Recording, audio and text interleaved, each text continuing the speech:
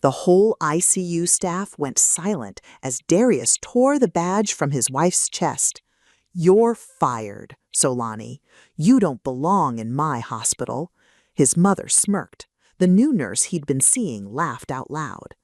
They had no idea the woman walking toward the exit held the only signature that could decide the future of the hospital they proudly called theirs. She did not cry.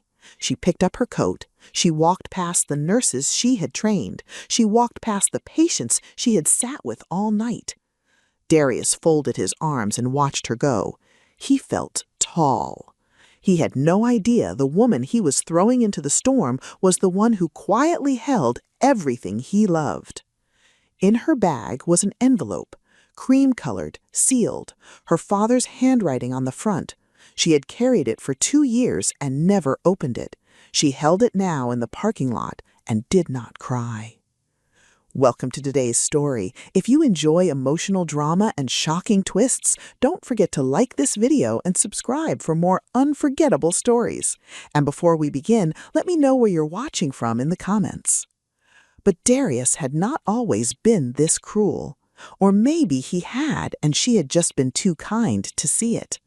10 years back, Solani was the one with the future, top of her class, a scholarship to finish medical school. Everybody said she would be a doctor before 30. Then her father got sick.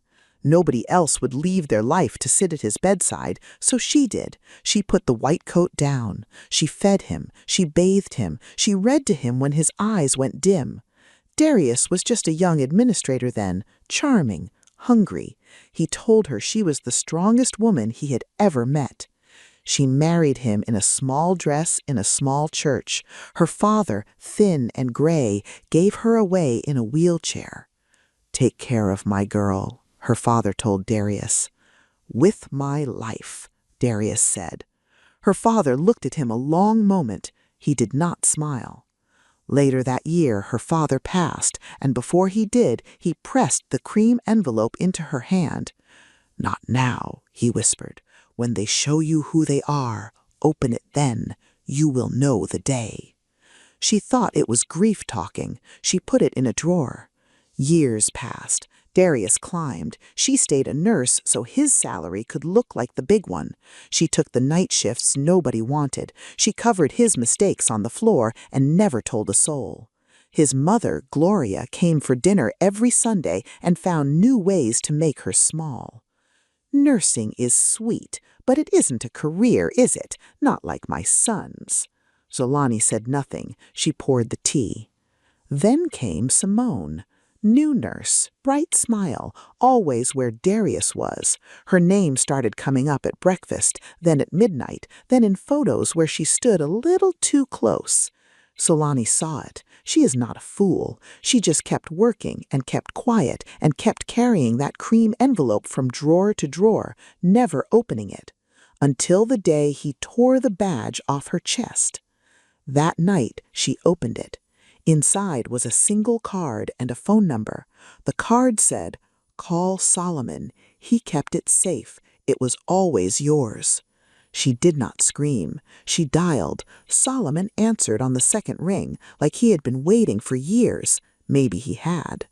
"Ms. O'Coffer," he said, "I wondered when this call would come.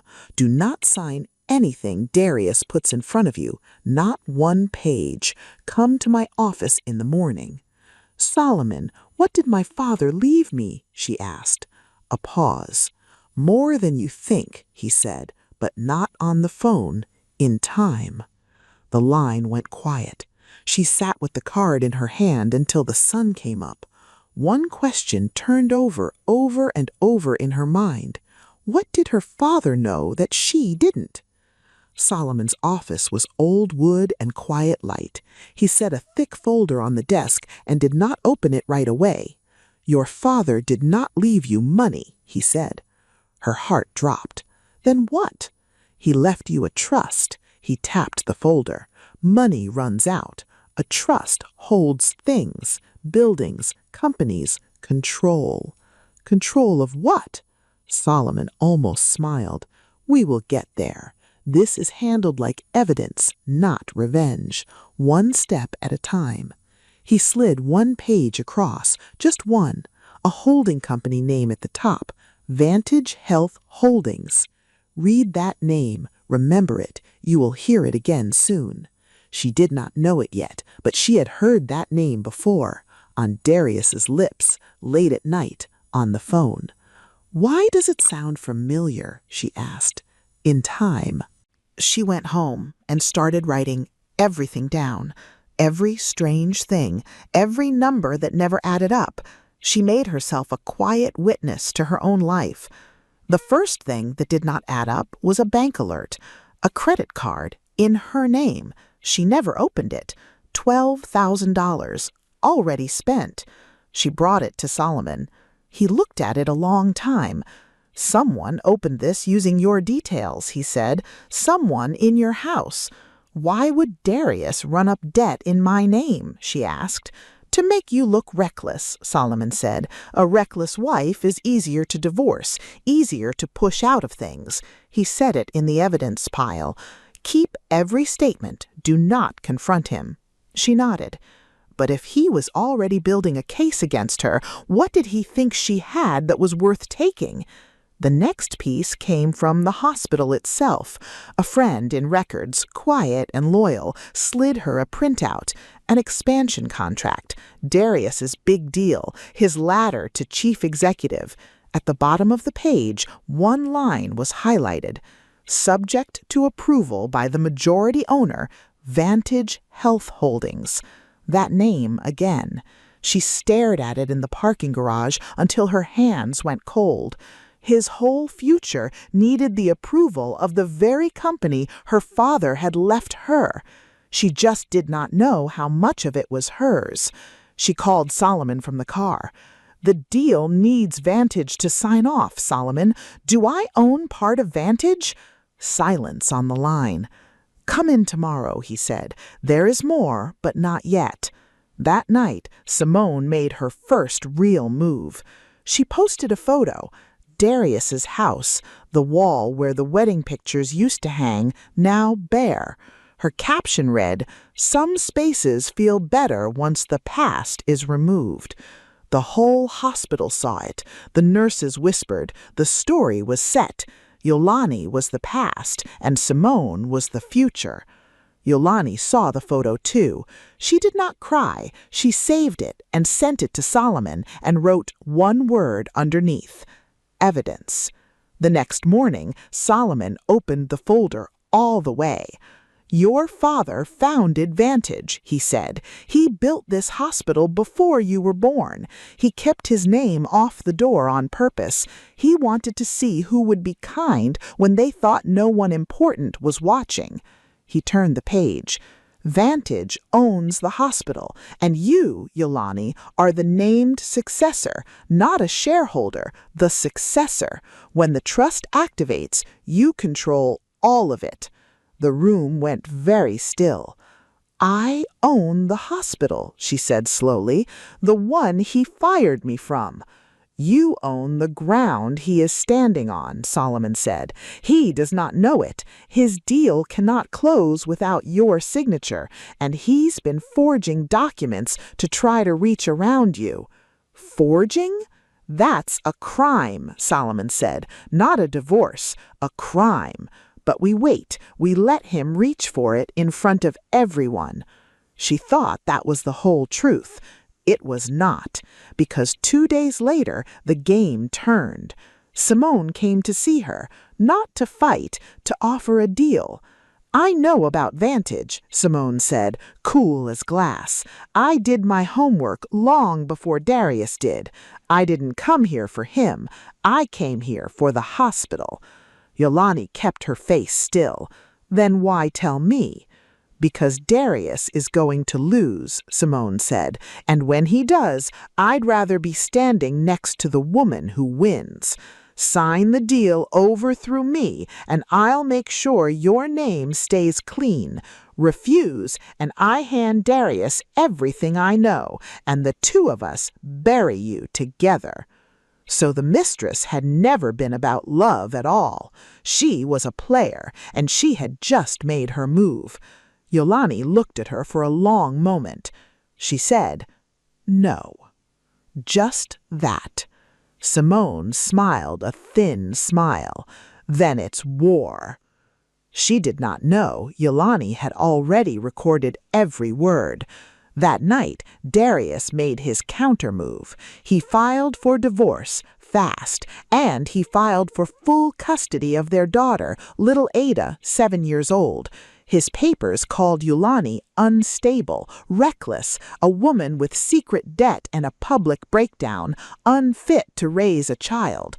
The credit card, the torn badge, the empty wall. He'd built the whole story, brick by brick, months in advance.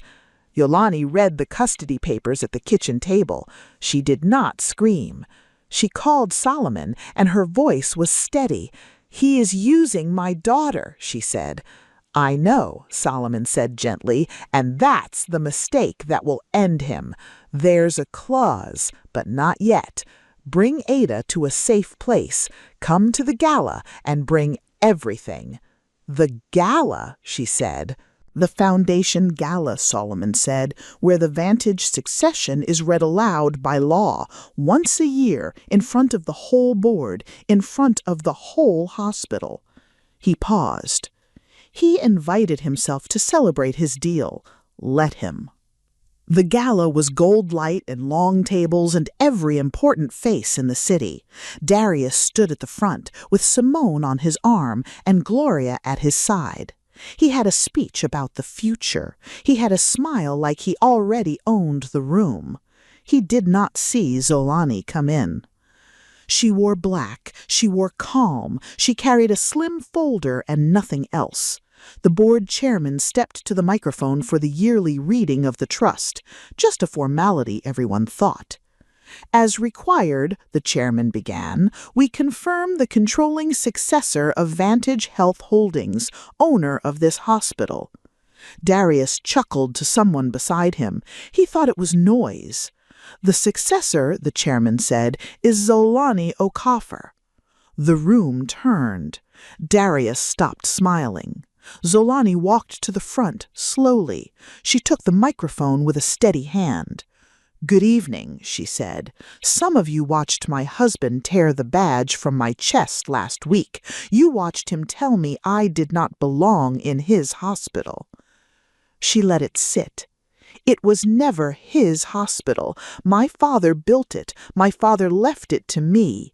Every wall Darius stood so tall against, I own." Gloria's face went gray. "You cannot," Darius said. "You cannot." "I can," Zolani said, "and your deal, the one you sold your marriage for, cannot close without my signature." She looked at him. "I will not be signing." The room erupted. That was peak 1. But Solomon stepped to the microphone next, and the second wave came. "There is more," Solomon said, "as there always was." He opened the file slowly. "The expansion contracts Mr. Darius submitted to the board carry a signature from Vantage's successor, authorizing the deal. That successor never signed them. These are documents forged. That is not a family matter. That is a felony." For a heartbeat, the ballroom forgot how to breathe. Chairs scraped softly across the polished floor as members of the hospital board rose to their feet one by one, staring at Darius as though they were seeing him for the first time. Doctors exchanged stunned glances. Nurses who had watched Darius tear Zolani's badge from her uniform only days earlier lowered their eyes in shame before looking back at her with newfound respect. No one rushed to Darius's defense. No one spoke. Then, somewhere near the back of the ballroom, an elderly nurse head slowly began to clap. Once, twice. Another nurse joined her, then another. Within seconds, the applause spread from table to table until nearly the entire ballroom had risen to its feet. The woman they had watched leave in humiliation was now standing exactly where she had always belonged. Zolani did not smile. She did not bow. She simply stood there with the same quiet dignity she had carried through every night shift, every insult, and every betrayal. Across the room, Gloria's confident expression slowly crumbled. For the first time, she realized the room was no longer standing behind her son. It was standing for the woman he had tried to destroy. The applause faded into a heavy silence. Then gasps rippled across the ballroom as two men near the back calmly stood up. Later, everyone would learn they were investigators who had been invited long before the gala began. Darius spun to Simone. "Say something! Tell them!" Simone stepped back from him, right there in the gold light. "I won't go down with you," she said, and she turned to the board. "He asked me to hide it. I have the messages. I'll hand them over." She had chosen the winning side, exactly as she'd promised. Darius looked around the ballroom, waiting for someone to deny it. No one moved. The board members who had applauded him only minutes earlier quietly stepped away. Doctors avoided his eyes. Nurses who had watched Darius tear Zolani's badge from her uniform stood in complete silence. Two hospital security officers walked forward with calm professionalism. "Mr. Darius," one of them said quietly, "by order of the board, your executive access has been suspended effective immediately." He laughed once. "You can't be serious." Neither man answered. One officer held out his hand. "Your badge, sir." Darius instinctively touched the executive badge clipped proudly to his jacket. Only days earlier, those same hands had ripped a nurse's badge from her uniform in front of the entire hospital. Now his own fingers hesitated. Slowly he unclipped it. The officer accepted it without a word. A member of the IT department standing near the stage quietly tapped a tablet. Darius's phone vibrated. Executive access revoked. Building access disabled. Administrative privileges removed. Company email deactivated. His face drained of color. He took one desperate step toward the microphone. "Please, just let me explain." The chairman calmly placed a hand over the microphone.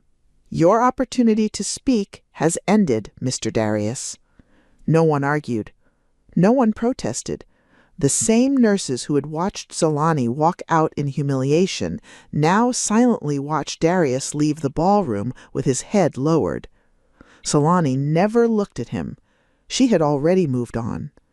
Darius reached for his last card. "The custody hearing," he shouted. "She is unfit. That is on record." Solomon almost pitied him. "The trust has a clause your wife never read because her father wrote it for a day like this. Any successor who is attacked through their own child forfeits nothing, but the attacker forfeits everything held jointly. You did not just lose the deal, Mr. Darius. By filing those papers, you signed away every asset your marriage shared." Darius sat down hard because his legs would not hold him. Zolani did not gloat. She did not scream. She looked at the man she had once wheeled her father toward, and she felt something quieter than anger. "You showed me who you were," she said softly, "just like he said you would." She left the gala on her own 2 feet, the same way she left the ICU, only this time the whole room stood. The following Monday, the hospital felt strangely quiet. Word had already spread. Every doctor knew. Every nurse knew. Every receptionist knew. Even the volunteers whispered her name. Shortly after 8 o'clock, the automatic glass doors slid open. Zolani stepped inside wearing a simple navy business suit instead of her old nursing uniform. She carried no speech, no security, no celebration, only a slim leather folder beneath one arm. For a brief moment, the entire lobby seemed to stop breathing. Monitors continued beeping, elevators opened and closed, yet no one moved. Then an elderly nurse, the same woman who had stood frozen when Darius ripped Zolani's badge from her uniform, slowly removed her glasses and began to clap. Once, then again. A second nurse joined her. A doctor standing near the reception desk smiled and applauded. Within seconds, the applause spread across the lobby. Receptionists stood, orderlies smiled. Patients waiting for appointments looked up in confusion before joining the applause. The sound echoed through the hospital corridors. Some nurses wiped tears from their eyes. Others simply smiled. One young nurse quietly whispered, "Welcome home, ma'am." Zolani stopped for only a second. She looked around at the people she had worked beside for years. Then she smiled gently. "Let's take care of our patients." That was all she said. The applause grew even louder. As guests quietly left the ballroom, Gloria remained standing alone. For the first time in years, there was no pride left on her face. She slowly walked toward Zolani. Her hands trembled. "Zolani." Zolani turned politely. Gloria lowered her eyes.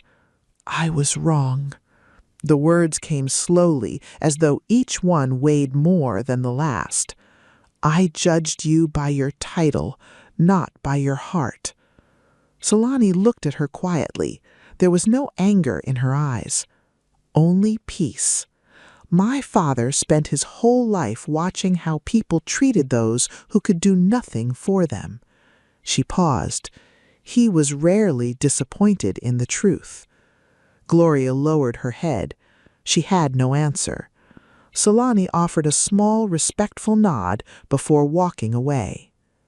Darius lost the deal that night. He lost the forged contract, the custody fight, and the mother of his child. The investigation took the rest. Simone testified and walked away clean and cold, off to her next winning side. Gloria stopped coming to Sunday dinner. There was no dinner to come to. Zolani kept the hospital, but she did not run it the way it had been run. She took the East Wing, the one Darius had wanted to sell, and she built something in her father's name, a free maternal and community clinic. Open doors, night hours, nurses paid what they were worth. She hung one photo in the lobby, her father, thin and gray, smiling in his wheelchair. Under it, a small brass line. He watched to see who would be kind. Ada grew up in those halls, learning that the strongest thing a person can carry is not a title. It is a quiet envelope held for years, opened only when it is time. Zolani never did become a doctor. She became something the hospital had never had, the owner who remembered every name. Kindness builds the greatest legacy. Subscribe for more unforgettable stories. Broderick stuffed her clothes into garbage bags and threw them onto the driveway like trash. 7 months pregnant, Nadine stood barefoot on the concrete while the entire cul-de-sac watched. "Follow your bags." His mistress sat inside, already making herself at home. Nadine didn't cry, didn't argue. She reached into her pocket and felt the USB drive she'd been carrying for weeks, then picked up her bags without a word, because everything Broderick thought he owned was about to become hers. The garbage bags hit the pavement one after another. Black plastic dragged across a driveway that Nadine had pressure washed herself 2 summers ago when Broderick said he didn't have time. Each bag split a little on impact, and a sleeve or a shoe poked through the rip like something trying to escape. The neighbors heard it first, the scrape of luggage across concrete, the slam of the screen door, the voice of a man who had stopped caring who was listening. "I said, Follow your bags, Nadine. Don't stand there looking stupid. He said it loud, loud enough for Mrs. Whitfield across the street to set down her watering can. Loud enough for the teenage boys on the corner to stop their basketball game and stare. Loud enough for the mailman 2 houses down to slow his truck and pretend he wasn't watching. Broderick didn't whisper his cruelty. He announced it. He wanted witnesses. He wanted the neighborhood to see a man taking back his kingdom. Nadine stood barefoot on the concrete, 7 months pregnant. Her belly round and low beneath a gray cotton dress that she'd ironed that morning because she still believed in taking care of herself, even when nobody else did. Her hands hung at her sides. Her feet were bare because Broderick had thrown her shoes into the second bag, and she hadn't had time to dig them out. A pebble pressed into the sole of her left foot. She didn't shift her weight. Through the front window, a woman was visible on the couch. Shayla, legs crossed, phone in hand, scrolling through something like the driveway wasn't happening. She'd already rearranged the throw pillows, already moved Nadine's magazines off the coffee table, already poured herself a glass of lemonade from a pitcher Nadine had made that morning.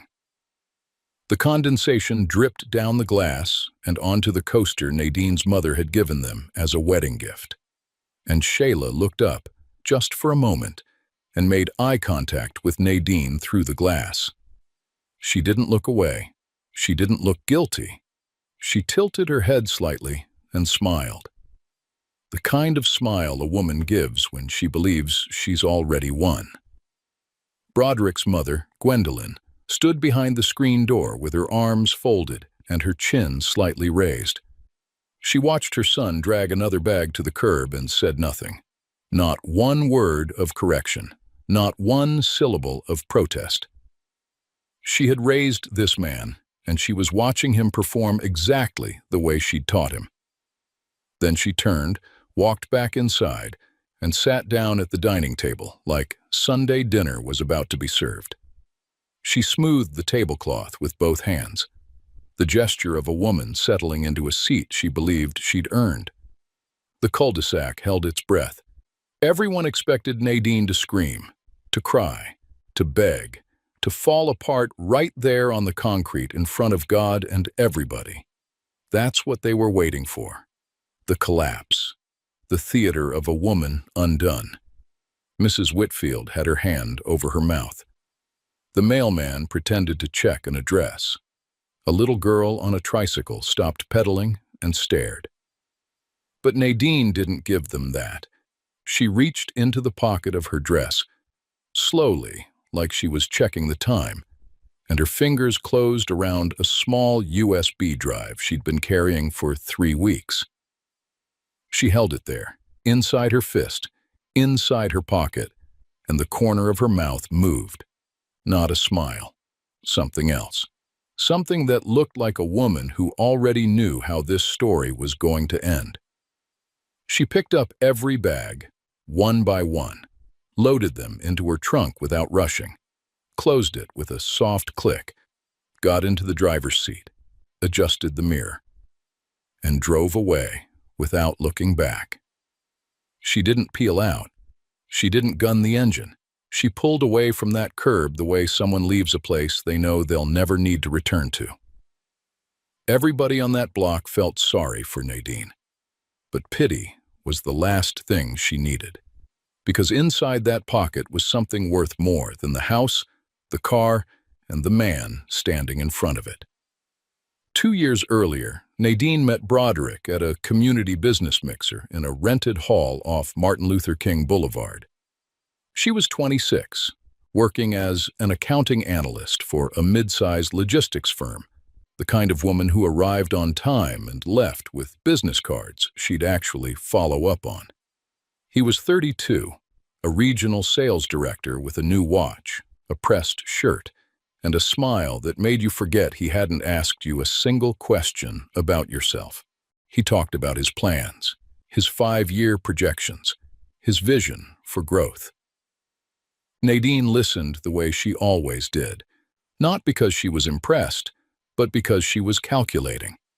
That was the thing about Nadine that most people never understood. They mistook her silence for softness. They saw a quiet woman and assumed she had nothing to say. But Nadine's mind was always working.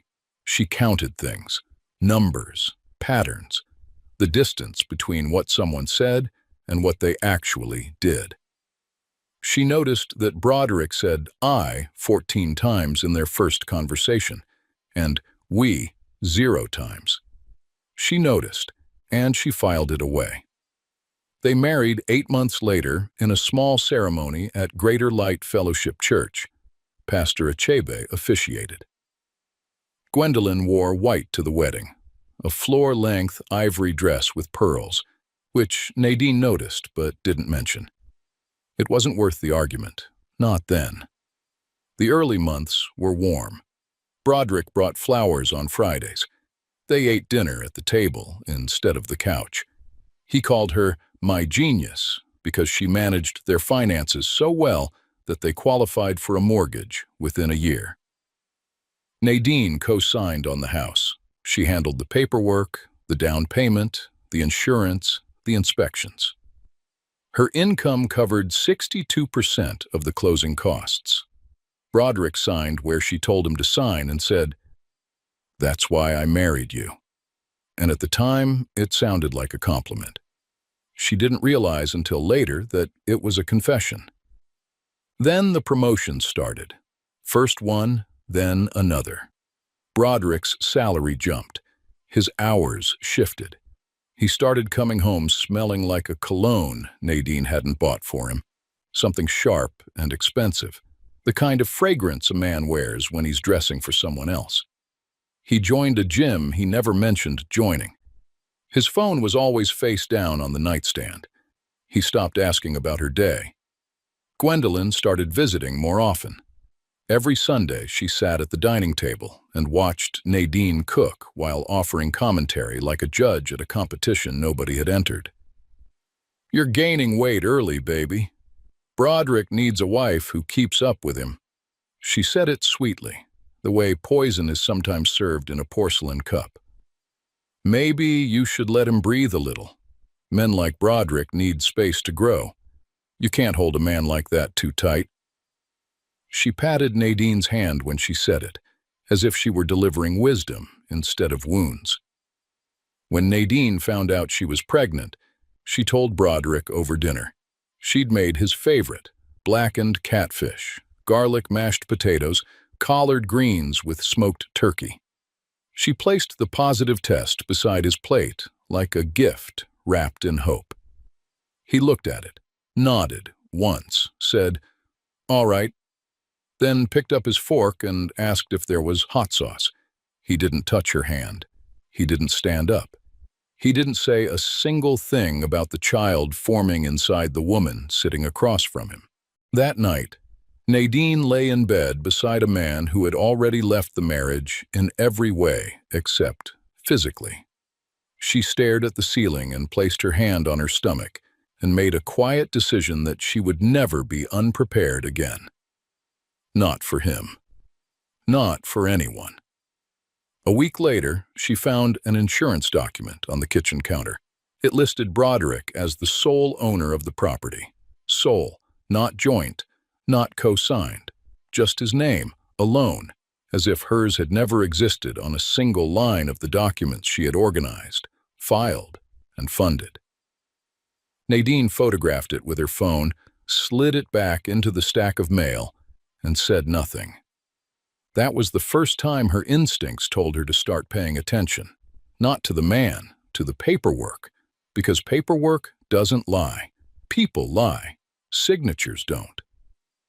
And then Gwendolyn brought Shayla to Sunday dinner, introduced her as Broderick's colleague from the regional office. Shayla was 26, sharp-featured, confident in the way that only comes from being told you're beautiful too many times, by men who should have been telling their wives instead. She sat too close to Broderick, laughed too loud at things that weren't funny, touched his arm when she made a point, and left her hand there 1 second too long. Gwendolyn smiled at every touch like she was watching a garden she'd planted start to bloom. Nadine set the table, poured the tea, cleared the plates, and memorized the name on the woman's ID badge that she'd left on the entryway table. She didn't confront anyone. She didn't ask a single question. But that night, after everyone had gone, she sat alone in the kitchen and typed that name into a search bar. And what she found confirmed what her body had already been telling her for months. Some people collect evidence without knowing why. Nadine wasn't one of them. She always knew. 3 months before the driveway. A Tuesday night. Broderick was in Charlotte for a sales conference, or so he said. Nadine sat in the home office at 11 o'clock with a glass of water and the blue glow of his laptop screen reflecting off her face. He'd left it open. Not unlocked. The password was their wedding anniversary, which told Nadine everything she needed to know about how little he thought of her ability to look. The emails were arranged by date. The most recent was from a real estate attorney named Gerald Whitmore, and the subject line read, "Title Transfer, Revised Timeline." Nadine opened it. Her eyes moved line by line. Broderick had been working with this attorney for 2 months to transfer the house title solely into his name. The filing was scheduled for 3 weeks before Nadine's due date. The timing was not accidental. It was surgical. She scrolled down, deeper, and that's when the second wound opened. There was a chain of emails between Broderick and Gwendolyn. His mother had recommended the attorney. His mother had outlined the strategy. In one message, Gwendolyn wrote, "Get her off the paperwork before she delivers. After that, it gets complicated. A baby changes the math, Broderick. Handle it now." She'd signed it with a heart emoji, like she was sending a birthday card and not a blueprint for destroying her daughter-in-law's life before her grandchild was even born. Nadine's fingers hovered over the keyboard. She did not tremble. She did not cry. She read every message twice, slowly, the way she read financial documents, looking for the numbers behind the numbers. Then she found the texts. Broderick and Shayla. 5 months of messages. Plans for weekends. Nadine thought he spent at conferences, photos she wished she hadn't seen, pet names, promises, a text from Shayla that said, "When are you going to stop pretending with her?" And Broderick's reply, "Soon, just waiting on the paperwork." That line hit different from everything else, because it meant the affair and the title transfer were connected. He wasn't just cheating. He was building a future with another woman using a house his wife had paid for. And his mother was drawing the blueprints. The betrayal wasn't just a man cheating. It was a man and his mother building a machine designed to erase Nadine from her own life before her child was born. Every Sunday dinner, every sweet comment, every glass of tea Gwendolyn accepted from Nadine's hand. All of it was a mask stretched over a plan that had been running for months. Nadine closed the laptop gently. She went to the kitchen, opened a drawer, and pulled out a USB drive she'd bought 2 weeks earlier when the insurance document first made her suspicious. She returned to the office and downloaded everything. The title transfer paperwork, the attorney correspondence, Gwendolyn's emails, the texts between Broderick and Shayla, the original co-signed mortgage documents that still bore her name, bank statements showing her income funded 62% of the down payment, renovation receipts with her signature, every digital fingerprint of a betrayal that thought it could hide in plain sight. She put the USB drive in her pocket. Then she closed the laptop, wiped the browser history, turned off the desk lamp, and went to bed beside a man who didn't know she'd just downloaded every page of his betrayal into something small enough to fit in the palm of her hand. 2 days later, Nadine met her cousin Imani at a quiet cafe off Piedmont Avenue. Imani was 31, a paralegal at a family law firm, sharp, careful, loyal in the way that only blood can be. The kind of woman who showed up with a legal pad and didn't ask unnecessary questions. Nadine slid the USB drive across the table like it was a grenade with the pin already pulled. She said 4 words. "Tell me what I have." Imani took the drive home that night. She called Nadine the next morning. Her voice was tight, controlled, the voice of a woman who had read something that made her angry on someone else's behalf. "He hasn't finished the transfer yet. You still have time. But if he files before the baby comes, it gets complicated fast." She paused. "Nadine, this is enough to bury him, legally and otherwise." Nadine was quiet for a long time. Then she asked one question. "Can you get me 15 minutes at Pastor Achebe's anniversary banquet next month?" Imani didn't ask why. She didn't need to. She just said, "I'll make it happen." The audience doesn't know it yet, but that question, 15 minutes at a church banquet, is the most important question anyone in this story will ever ask. For the next 3 weeks, Nadine lived 2 lives.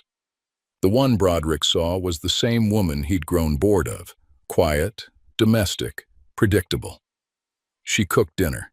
She folded laundry.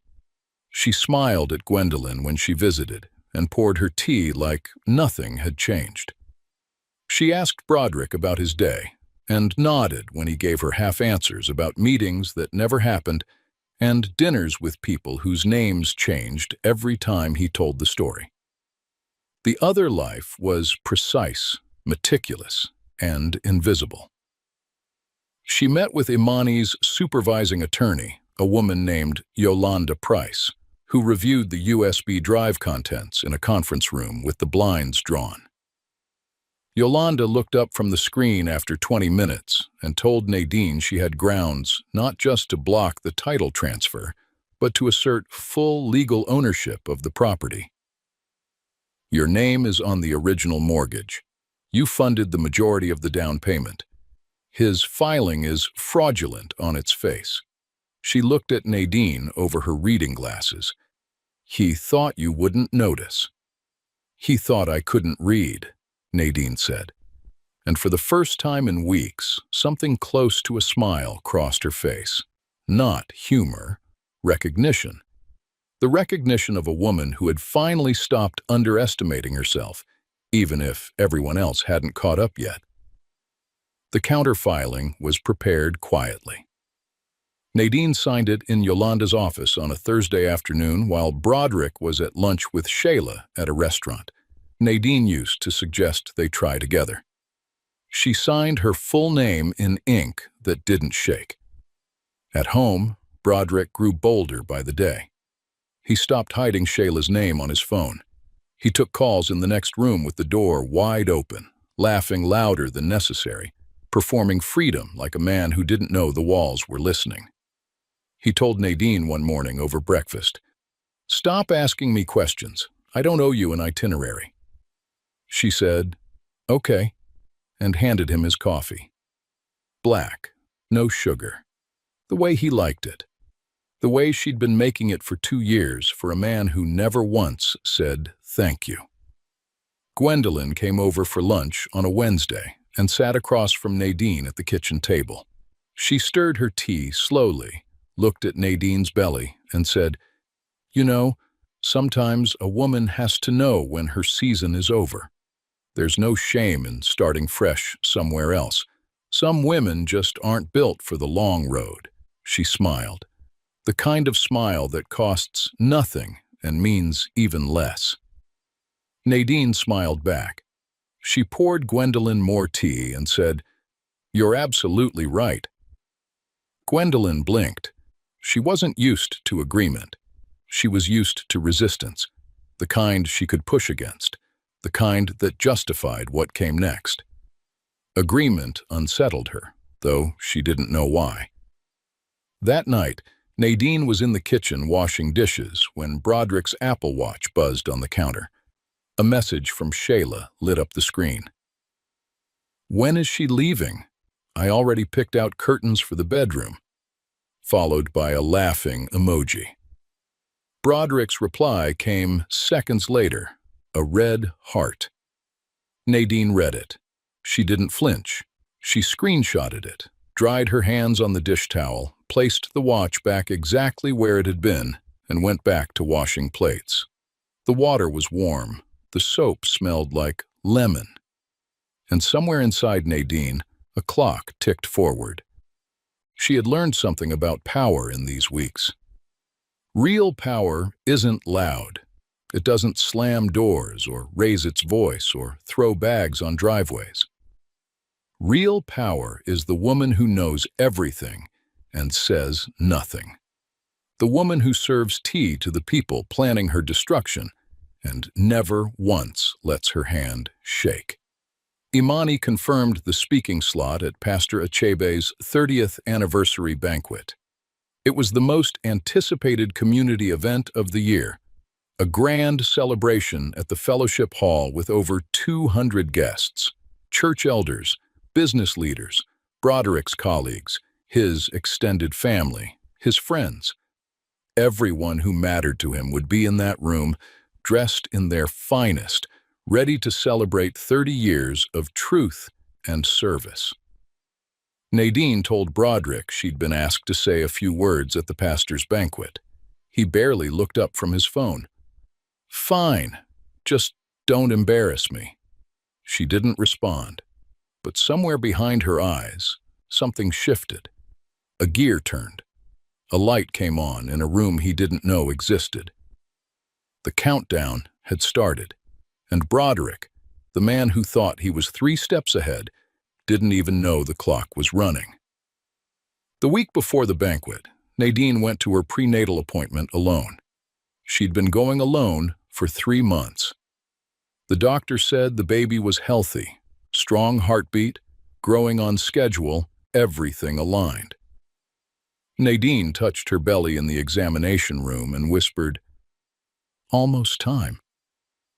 The nurse thought she was talking to the baby. She wasn't. At home, Broderick escalated.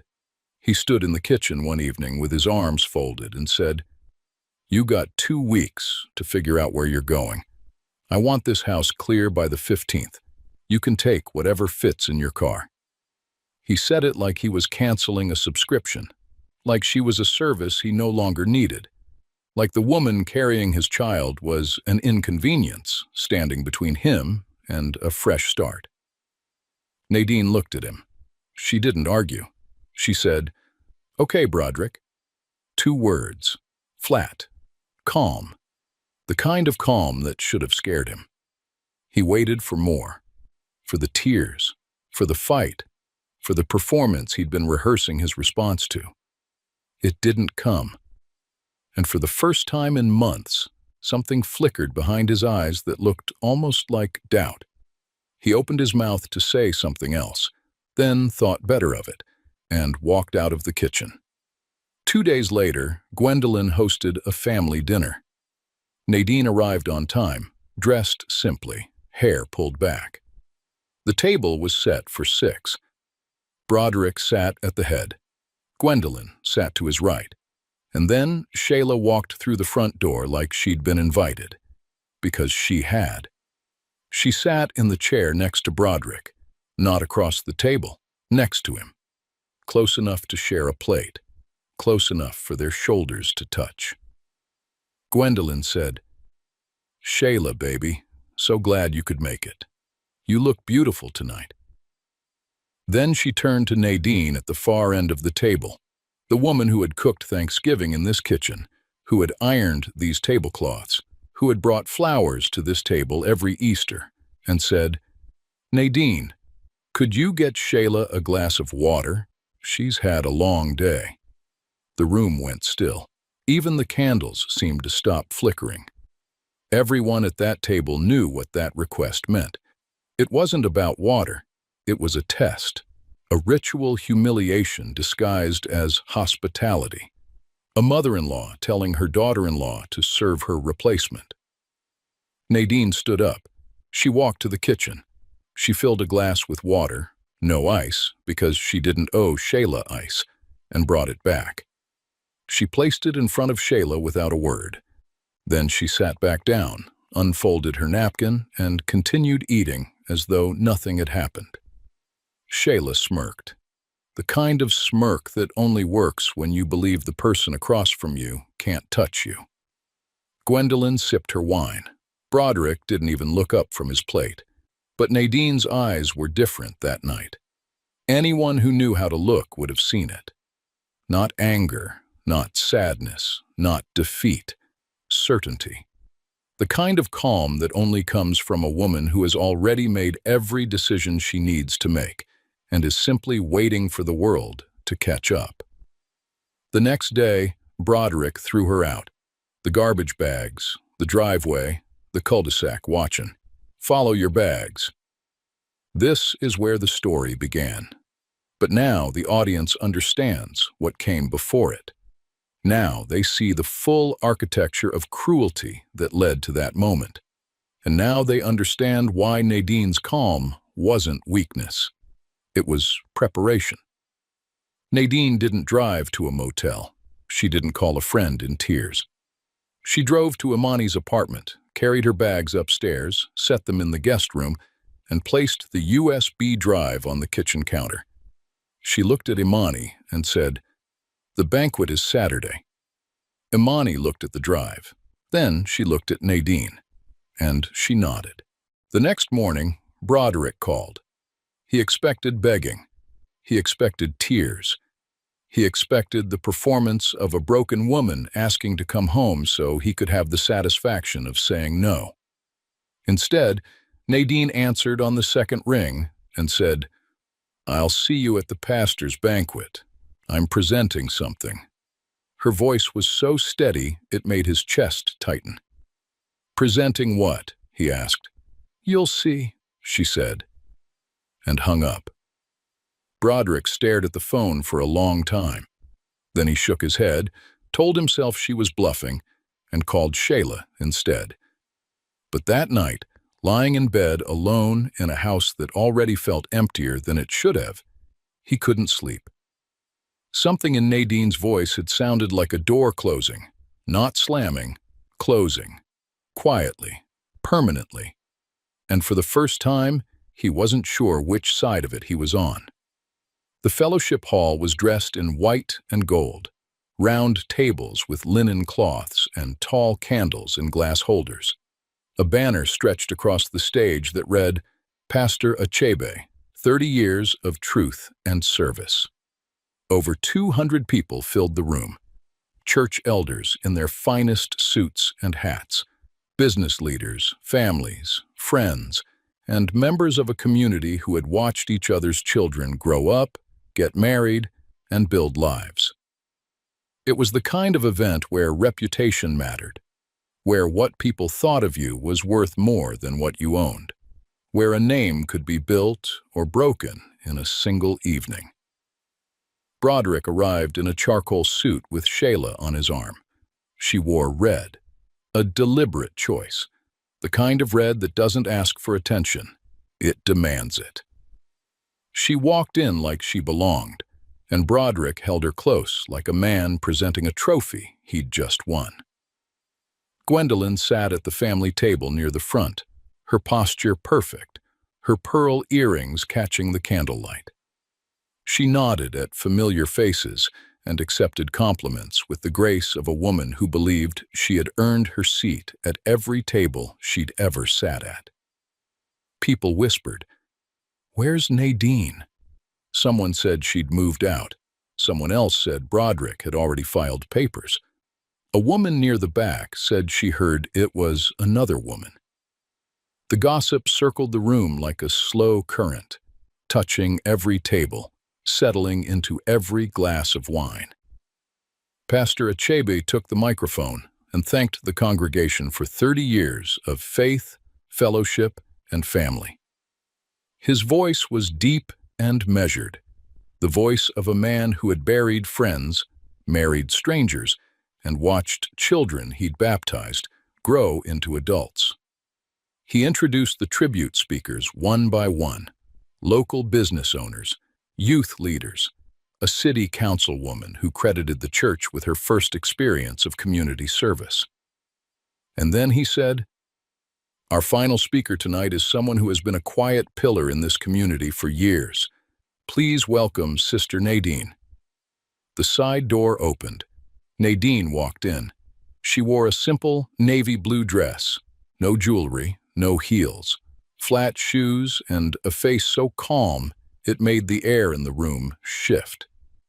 7.5 months pregnant and glowing in a way that had nothing to do with makeup and everything to do with a woman who had decided exactly who she was going to be tonight.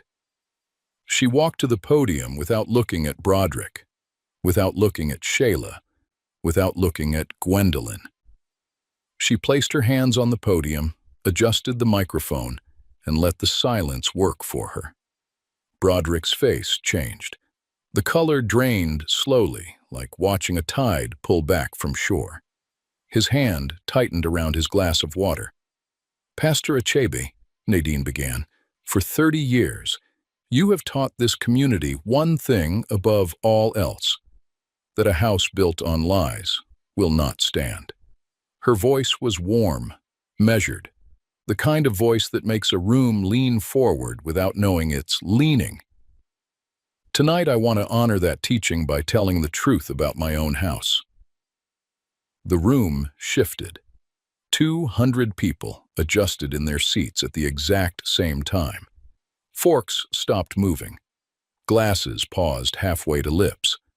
The room became a courtroom, and Nadine was the only one who knew she was the prosecutor. She reached into her clutch and pulled out the USB drive. She held it up between two fingers, small, black, unremarkable. The same one she'd felt in her pocket on the driveway. The same one she'd placed on Imani's kitchen counter 2 days ago. Now it was here, under the banquet lights, in front of every person who had ever mattered to the man who threw her away. "On this drive," she said, "is every document that proves what was done to me and my child." She began calmly. She spoke about the house, the one she co-signed, the one her income paid for, the one she furnished and maintained and made into a home while her husband was building a different future behind her back. She described the title transfer, Broderick's attempt to move the property solely into his name through an attorney his mother had recommended. She described the emails from Gwendolyn, the strategy, the timeline, the cold instruction to get her off the paperwork before she delivers. She quoted the exact line. The room gasped. Gwendolyn's hand flew to her chest like she'd been struck. Then Nadine spoke about the insurance document, the one she'd found months ago on the kitchen counter, the one that listed Broderick as sole owner of the property she had built alongside him. But the original policy, which is also on this drive, still has my name on it. His own paperwork contradicts his legal filing. She paused. Let the weight of it settle into every corner of the room. He tried to erase me from a house I helped build, but paper has a longer memory than people. She turned her attention to the affair. She didn't shout. She didn't cry. She spoke about Shayla the way a meteorologist reads a weather report, factual, detached, unshakable. She described the 5 months of messages, the weekends disguised as business trips, the plans made in her bed while she was at prenatal appointments carrying their child, the promises whispered to another woman using the same mouth that had once said, "I do." And then she looked at Shayla. "Shayla, you texted my husband asking when I was leaving so you could pick out curtains for my bedroom." Nadine's voice didn't waver, not even a fraction. "You sent a laughing emoji. You thought that was funny." She paused. The room was so quiet you could hear the ice settling in glasses across the hall. "You can sit down now. The curtains are not yours either." Shayla's face went white. She opened her mouth. Nothing came out. A woman at the table behind her whispered, "Oh my God." Someone else covered their mouth with both hands. Shayla gripped the edge of the table like the floor had shifted beneath her, and she was the only one who could feel the earthquake. Gwendolyn stood. She opened her mouth to speak, to deny, to redirect, to do what she had spent a lifetime doing, reshaping the truth until it fit her version of events. But Nadine turned to her before a single syllable could escape. "Mrs. Gwendolyn, I have your emails, every single one. You told your son to remove me from the paperwork before my baby was born. You chose the attorney. You set the timeline. You sat at my table Sunday after Sunday and drank my tea and smiled in my face while you planned to erase me from my own home." Nadine's voice was steady as stone, unbreakable. "You can sit down, too." Gwendolyn sat, slowly, like a woman whose legs had suddenly forgotten how to hold her. Her pearls, the ones that had caught the candlelight earlier like badges of honor, suddenly looked heavy, like chains. Broderick was frozen. His hands were flat on the table. His jaw was locked so tight the tendons in his neck were visible. He looked around the room for someone, anyone, who might meet his eyes and offer something. A nod, a word, a lifeline. But no one did. 200 people in that room, and not one of them looked at him. Not one. Pastor Achebe removed his glasses slowly.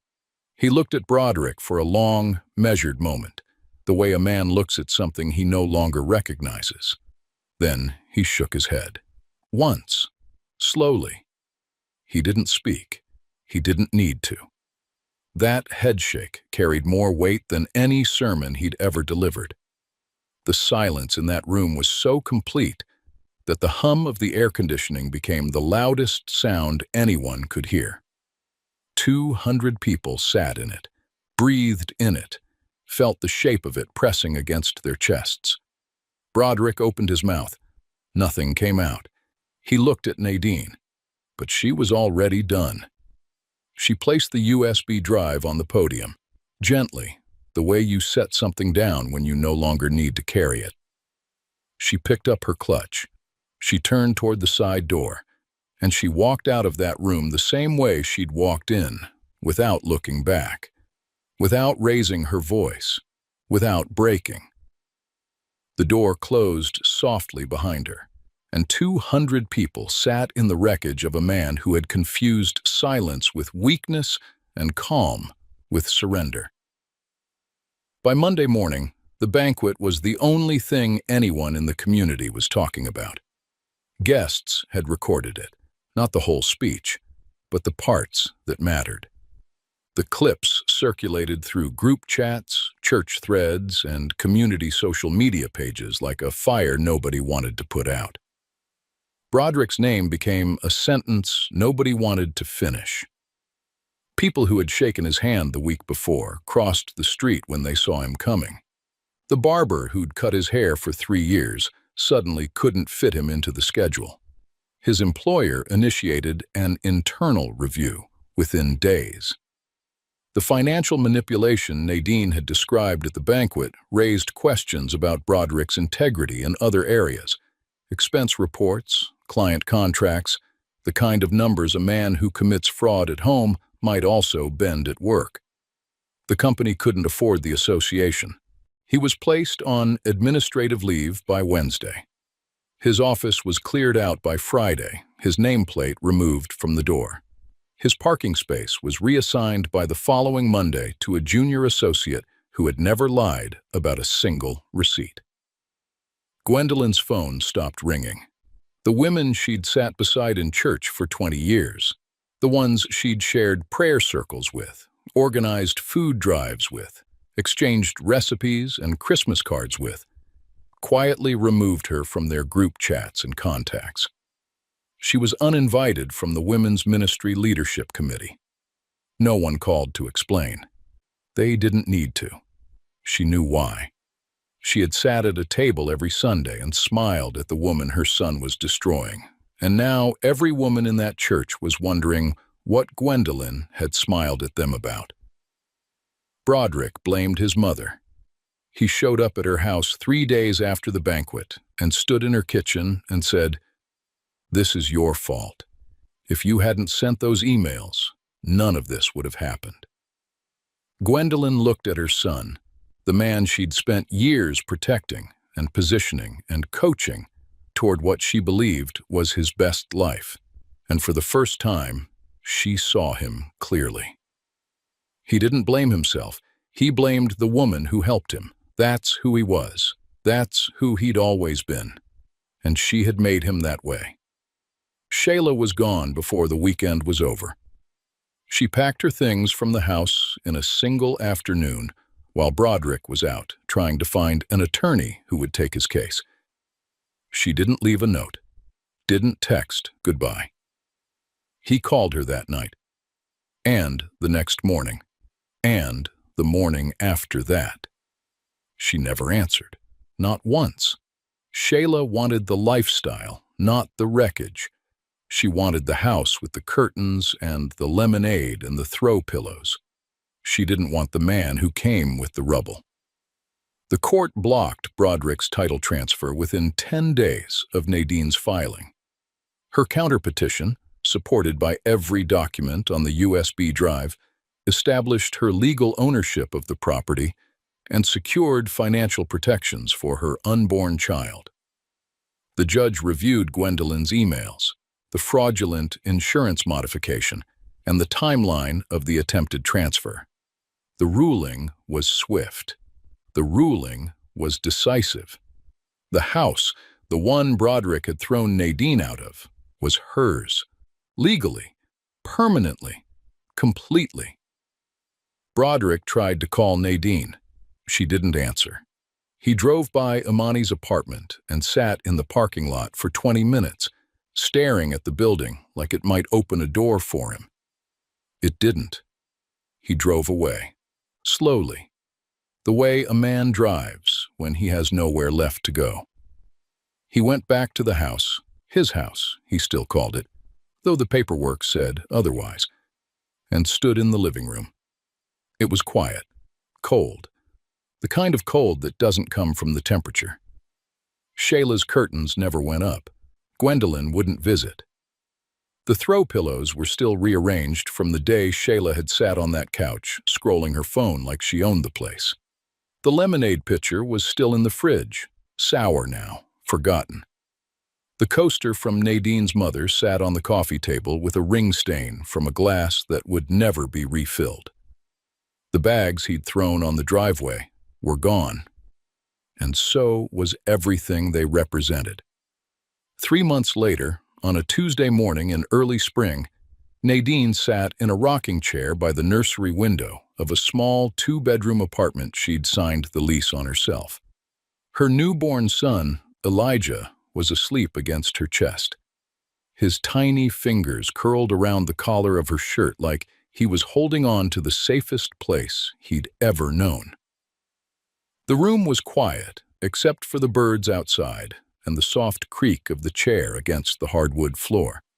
The apartment was modest but warm. Bookshelves lined one wall, filled with titles she'd been meaning to read for years and was finally reading. Framed photographs of Nadine and Imani, of her mother, of a few close friends who had shown up when it mattered, filled the spaces between the shelves. A small desk sat in the corner with a stack of study guides and a laptop. Nadine had enrolled in a CPA certification program and was 3 modules in, studying at night after Elijah fell asleep. The USB drive sat in a drawer beneath a manila folder. It had served its purpose. It had done what it was meant to do. Now it rested, quiet and unremarkable, like a soldier after the war. Imani came by that morning with flowers, sunflowers, because she knew Nadine loved them, and a bag of groceries. She held Elijah while Nadine ate breakfast at a kitchen table she'd picked out herself. Round, small, just big enough for two. They didn't talk about Broderick. They didn't need to. There was nothing left to say about a man who had been given everything and burned it to the ground with his own hands, then blamed the fire on the people standing closest to it. Later that afternoon, Nadine stood at the window with a cup of coffee in her hand. The sun came through the curtains. Curtains she'd chosen, in a color she liked, in a home that carried no one's name but hers. She looked out at the quiet street below, a woman walking a dog, a child riding a bicycle in slow circles. The ordinary beauty of a life that belonged entirely to her. No one was watching. No one was performing. No one was lying in the next room with their phone face down. She wasn't looking back. She wasn't waiting for anyone.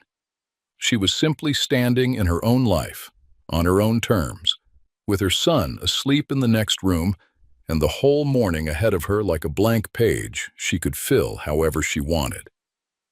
Broderick's name appeared on her phone one last time. A text message that said simply, "Can we talk?"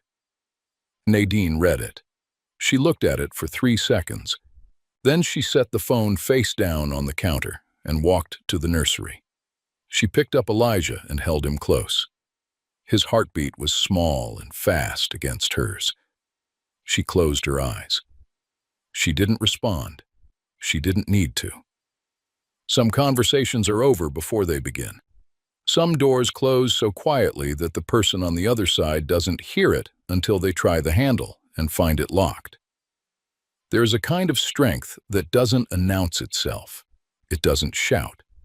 It doesn't perform. It doesn't post on social media or call a press conference. It sits quietly inside a woman who was thrown away and refused to stay broken. It waits. It watches. It takes notes. And when the time comes, it speaks the truth in a voice so steady it makes an entire room of 200 people fall completely silent. Nadine didn't win because she fought. She won because she knew. She knew her worth. She knew the documents. She knew the difference between a house and a home. And she knew that the man who told her to follow her bags would one day stand in an empty room wishing she'd come back to fill it. Some people throw you away because they think you're worth nothing. But the ones who survive being thrown away, they're the ones who learn exactly what they're worth. If this story reminded you of that truth, share it with someone who needs to hear it. And if you want more stories like this, stories about strength, dignity, and the quiet power of knowing your own value, stay close. We're just getting started.